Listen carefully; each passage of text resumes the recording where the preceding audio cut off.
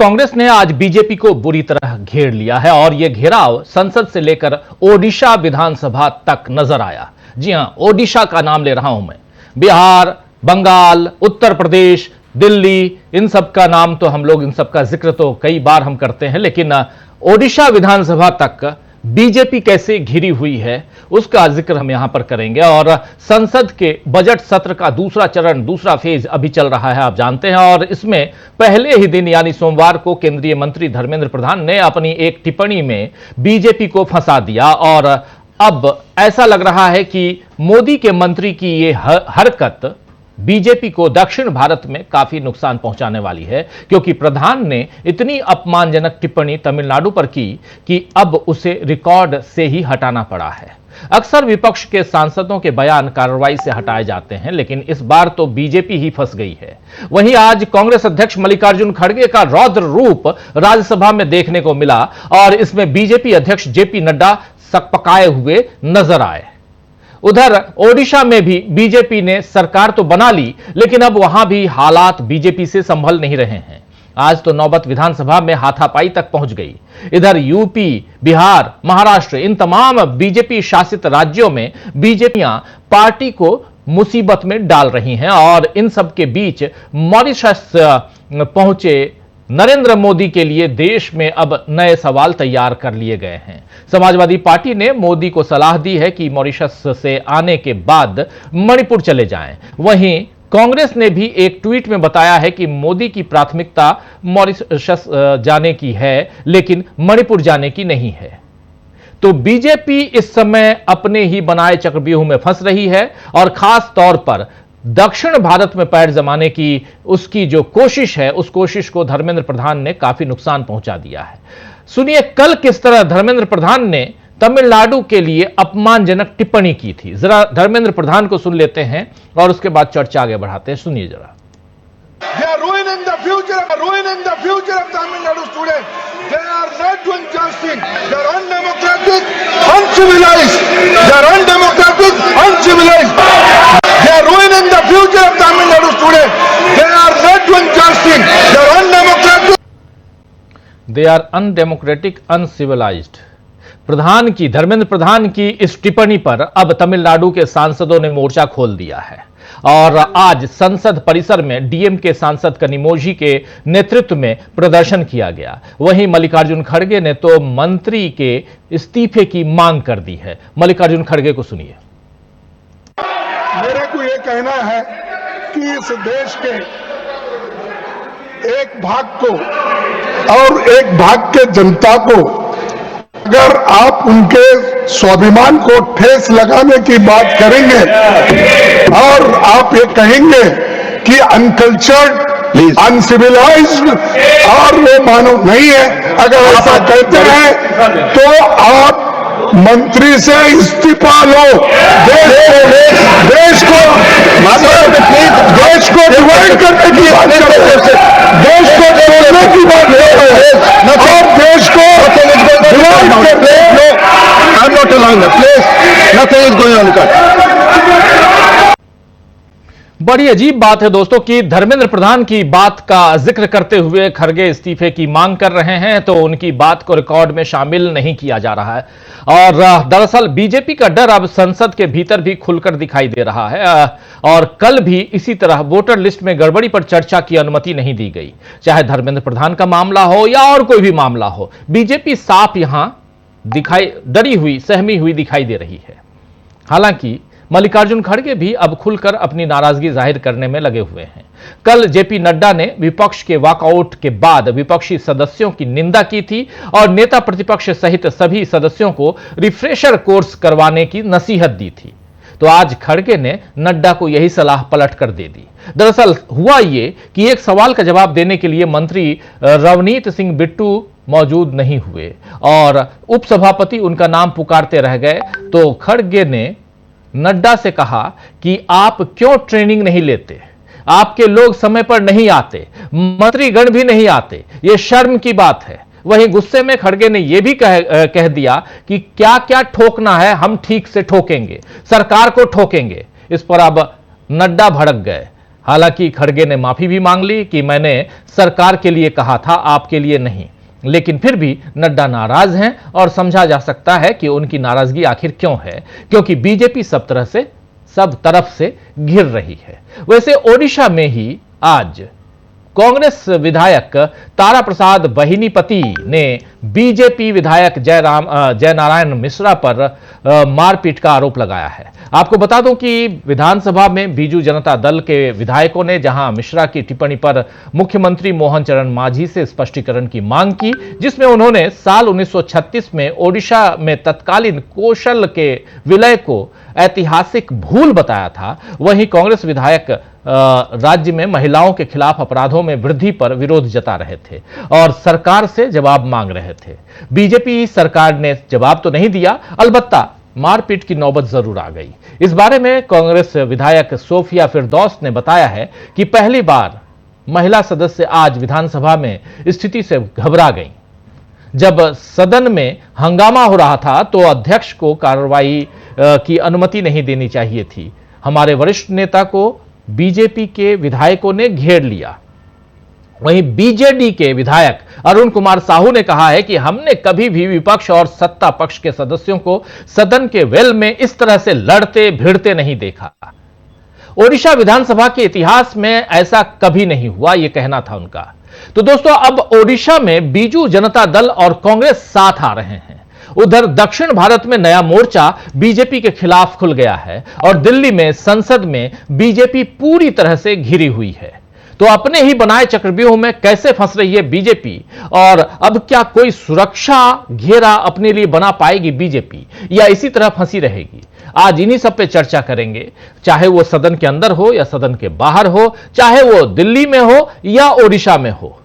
और होली का त्यौहार जल्द ही 2 दिन बाद है, तो होली पर भी बहुत सियासत चल रही है। और होली की बात करें तो उत्तर प्रदेश और बिहार सामने आता है, क्योंकि उत्तर प्रदेश और बिहार में लगातार सियासत चल रही है। इन सब पे चर्चा करेंगे। हमारे साथ कुछ वरिष्ठ साथी जुड़े हुए हैं, पहले उन सबसे आपका परिचय करवाता हूं, आगे बढ़ते हैं। देखिए, हमारे साथ 5 वरिष्ठ साथी जुड़े हुए हैं। शकील अख्तर जी हैं हमारे साथ अनिल सिन्हा जी हैं, प्रोफेसर रविकांत जी जुड़े हुए हैं, प्रशांत टंडन जी हैं और अमलेंदु उपाध्याय जी हैं। आप पांचों का स्वागत इस्तकबाल है।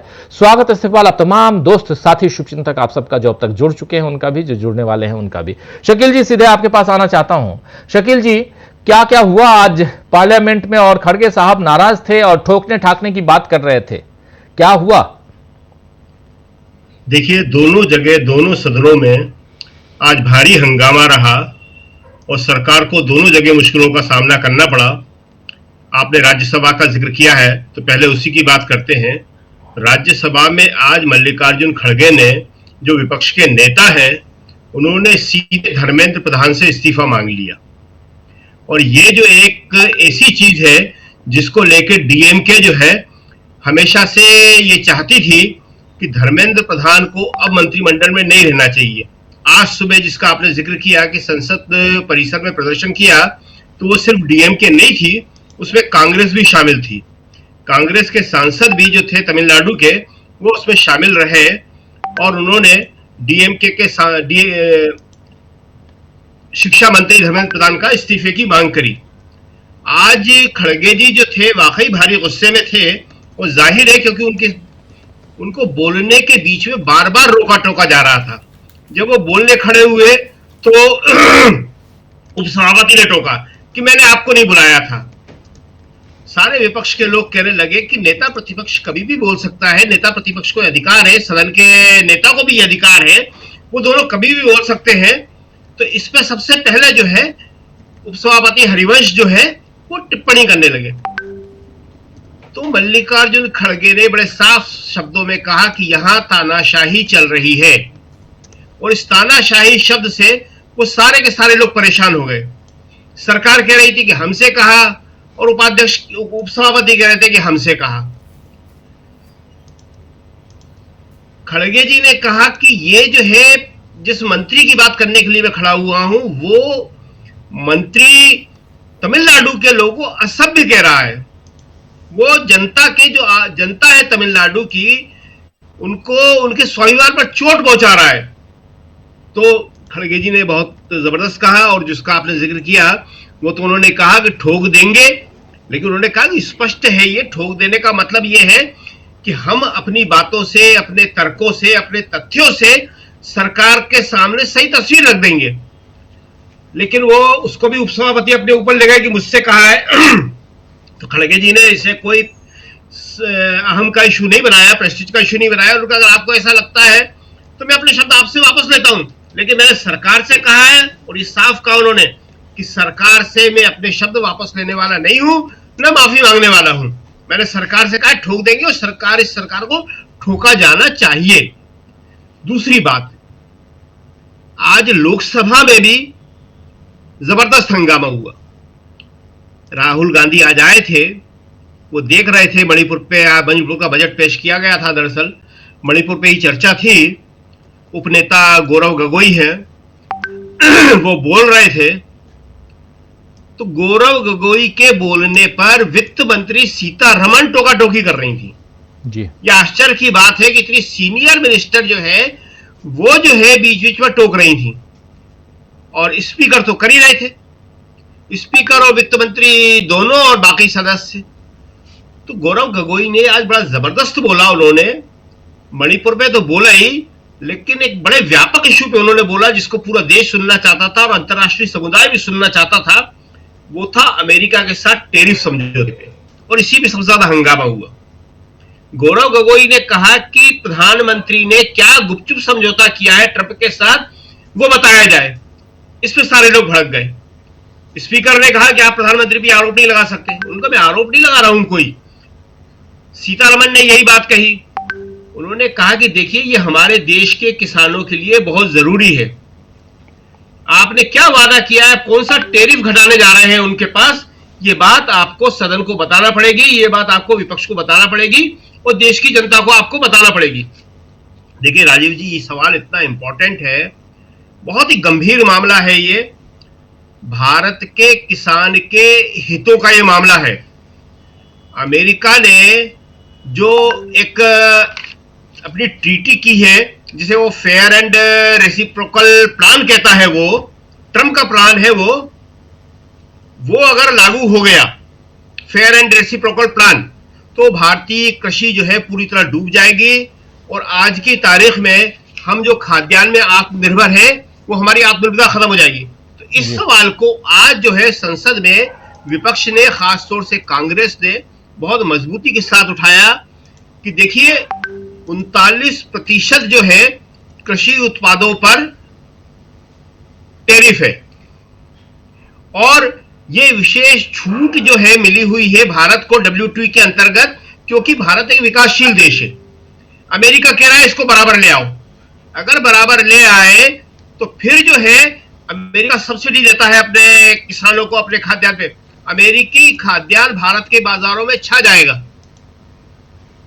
भर जाएगा अमेरिकी खाद्यान्न, और अमेरिकी खाद्यान्न भर जाएगा तो भारत का कृषि खत्म हो जाएगा। आज की तारीख में भी आपको बता दें, एक बड़ा जबरदस्त आंकड़ा अभी आया है कि इस बार भी जो गेहूं की फसल है, इस साल भी हमारे किसानों ने उसका रिकॉर्ड उत्पादन किया है। ये सब किसान कर रहा है। तो ये लोकसभा में और राज्यसभा में भी ये सवाल उठा, क्योंकि दोनों जगह आज दिन भर लेखानुदान मांगों पर बहस चलती रही है, तो अलग अलग संदर्भों में ये बात करी गई है, और सरकार के पास इस बात का कोई जवाब नहीं था कि अमेरिका के साथ, ट्रंप के साथ मोदी जी कौन सा समझौता करके आए हैं या क्या समझौता हुआ है। गौरव गगोई यही कह रहे थे कि आपको ये बताना पड़ेगा कि आप क्या समझौता करके आए हैं, और हमारे कृषि उत्पादों के बारे में, हमारे किसानों के बारे में आपने ट्रंप को क्या आश्वासन दिया है। क्या इंदिरा गांधी के द्वारा जो खाद्यान्न में आत्मनिर्भरता लाई गई थी हरित क्रांति के जरिए, उसको खत्म किया जा रहा है? घरेलू बाजार की रक्षा कौन करेगा? तो ये बहुत गंभीर सवाल थे। मणिपुर का सवाल तो था ही। मणिपुर पे कहा गया कि आप मणिपुर नहीं जा रहे हैं, मणिपुर की हालत कितनी ज्यादा गंभीर है, आप उसको नहीं समझ रहे हैं। तो सारे बॉर्डर स्टेटों को लेके मोदी सरकार को जो रवैया है, उसमें भारी चिंता है। तमिलनाडु का भी आपने बताया, तमिलनाडु में ये जो सवाल इन्होंने पैदा किए हैं, तमिलनाडु में बहुत बड़ा खतरा है ये, मणिपुर में खतरा है, जम्मू कश्मीर, पंजाब, हर जगह इन्होंने समस्याएं पैदा कर दी हैं। और कांग्रेस यही कह रही है, अभी ये जो 3 अप्रैल तक या शायद 4 अप्रैल तक चलेगा ये सत्र, बजट सत्र, कांग्रेस इस मामले को तो 4 तक, तक। जी। कांग्रेस 4 तक, फ्राइडे है 4 को, यस 4 को फ्राइडे है। कांग्रेस इस मामले को छोड़ने वाली नहीं है। जी राजीव जी। जी बिल्कुल, कांग्रेस नहीं छोड़ने वाली है। विपक्ष का साथ है कांग्रेस को, और चाहे संसद के अंदर हो या विधानसभाओं में हो, खासकर ओडिशा विधानसभा में भी जिस प्रकार कांग्रेस का साथ देते हुए बीजू जनता दल यानी बीजेडी के लोग नजर आए, वहां के उनके